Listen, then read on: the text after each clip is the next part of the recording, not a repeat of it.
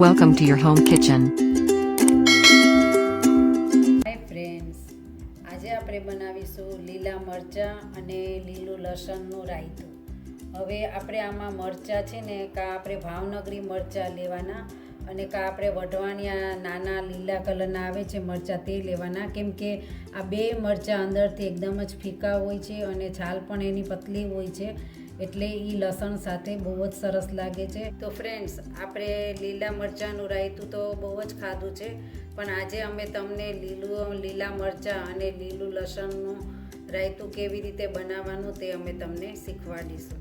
Friends, આપણે જે રાયતું બનાવવાનું છે તેના માટે આપણને લીલું લસણ 50 ગ્રામ, મોરા મરચાં 100 ગ્રામ, નમક સ્વાદ અનુસાર, વરિયાળી 1 tablespoon, half tablespoon હળદરનો પાવડર, ચપટી હિંગ, એક નાનું લીંબુ હોય તો 1 લીંબુનો રસ અને મોટું હોય તો પોણું લીંબુ લેવાનું. 15 ગ્રામ આપણે મેથીના કુરિયા લીધેલા છે. મેથીના કુરિયા આપણે ઓછા લેવાના, બહુ નાખશું તો આપણું અથાણું કરવું લાગશે, પણ મેથીના કુરિયાથી અથાણાંનો ટેસ્ટ બહુ સરસ આવશે, એટલે આપણે મેથીના કુરિયા નાખીએ છીએ. ઘણા લોકો ખાલી રાઈના કુરિયા જ નાખે છે, પણ અમે લોકો મેથીના કુરિયા નાખીએ છીએ.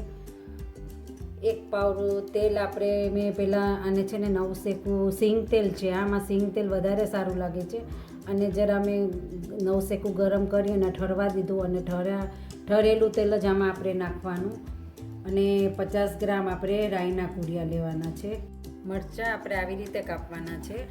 પહેલે ઊભા ચીરો પાડવાનો છે, પછી આમ ફૂલ જેવું પાડવાનું છે આપણે, અને આવી રીતે ઝીણા ઝીણા એને કાપવાના છે આપણે મરચાંને. આ મેં ભાવનગરી મરચાં લીધેલા છે. આ એકદમ જ ફીકા આવે છે અંદરથી, અને આપણે અંદરના બિયા નથી નાખવાના આમાં. જો એકદમ જ કુમળા બિયા હોય તો નાખી દેવાના, બાકી આપણે બિયા નથી નાખવાના. આપણે બધા જ મરચાં કાપી નાખશું. હવે આપણે મરચાં નાખશું બાઉલમાં. લીલું લસણ આપણે કાપેલું છે તે નાખશું. લીલું લસણ જો ઉપરની વ્હાઈટ કરી મોટી હોય તો આપણે એમાં નહીં નાખીએ, નાની કરી આપણે આમાં નાખશું. મોટી કરી આપણે જે લીલો મસાલો બનાવીએ તેમાં આપણે યુઝ કરી નાખશું. હવે આપણે એમાં કુરિયા નાખશું.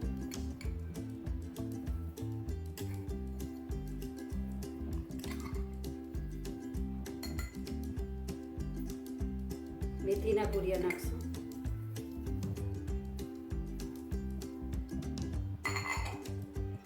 લીંબુનો રસ નાખશું.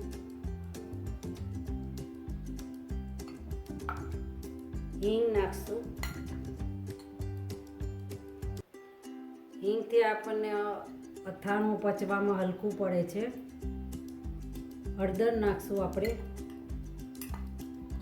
હાફ ટીસ્પૂન હળદર નાખશું. વરિયાળી નાખશું. વરિયાળીથી આ અથાણાનો ટેસ્ટ બહુ સરસ આવે છે. અને આપણે 1 ટેબલ સ્પૂન મીઠું નાખ્યું છે. પછી આપણે ચાખી લેવાનું, જો આપણા ઘરમાં જેવું ખારું ખવાતું હોય એવું આપણે નાખવાનું.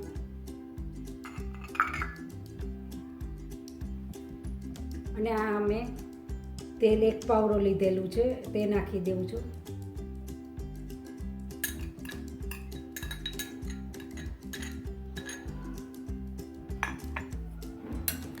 હવે એને હલાવી નાખશું આપણે. જો ફ્રેન્ડ્સ, કેટલું સરસ દેખાય છે આપણો અચાર. આપણે બનાવીએ પછી 4-5 કલાક પછી જ્યારે એમાં મસાલો એકદમ જ ગળી જશે પછી આનો ટેસ્ટ બહુ સરસ આવે છે. અને આ તમે બહાર છે ને 2 થી 3 દિવસ, અત્યારે ઠંડી છે એટલે તમે 2 થી 3 દિવસ રાખી શકો. પછી આપણે એને કાચની બરણીમાં ભરી અને ફ્રીજમાં રાખી શકીએ, તો આપણે 10 થી 15 દિવસ આપણે ખાઈ શકીએ ફ્રીજમાં રાખેલું હોય તો.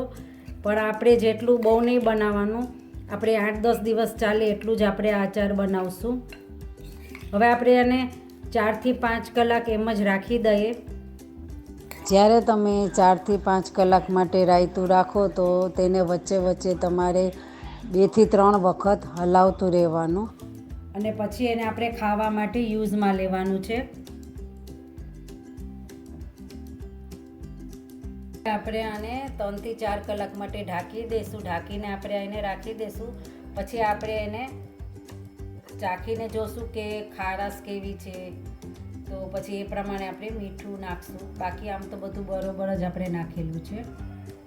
ફ્રેન્ડ્સ, આપણે આ રાયતું શિયાળાના 3 થી 4 મહિના આપણે ખાઈ શકીએ છીએ, કેમ કે લીલું લસણ આપણને શિયાળામાં જ અવેલેબલ છે. એટલે આપણે શિયાળાના 4 મહિના આપણે આ રાયતું બનાવીને એન્જોય કરી શકીએ છીએ આપણી ફેમિલી સાથે. જુઓ ફ્રેન્ડ્સ, 3 થી 4 કલાક થઈ ગઈ છે. હવે આપણે આ રાયતું ખાવા માટે રેડી છે.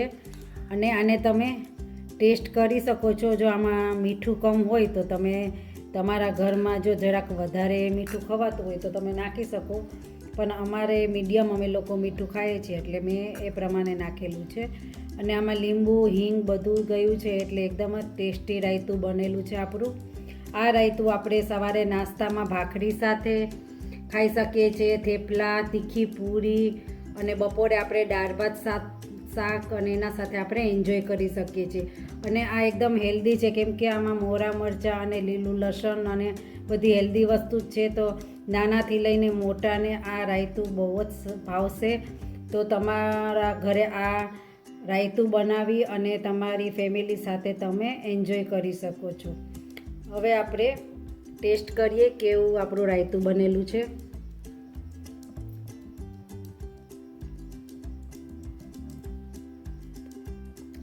વાહ, યમી! બહુ સરસ આપણું રાયતું બનેલું છે.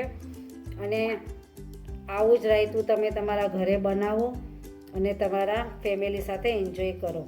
અને આ તમે 2-3 દિવસ આને બહાર રાખી શકો છો. અને પછી તમે આવી કાચની કોઈ બી બોટલ આપણા ઘરમાં અવેલેબલ હોય તો આપણે કાચની બોટલમાં એકદમ જ દબાવીને આપણે ભરી લેવાનું અને ફ્રીજમાં રાખી શકો છો. તો 10-12 દિવસ સુધી આપણું આ રાયતું એવું ને એવું જ રહે છે.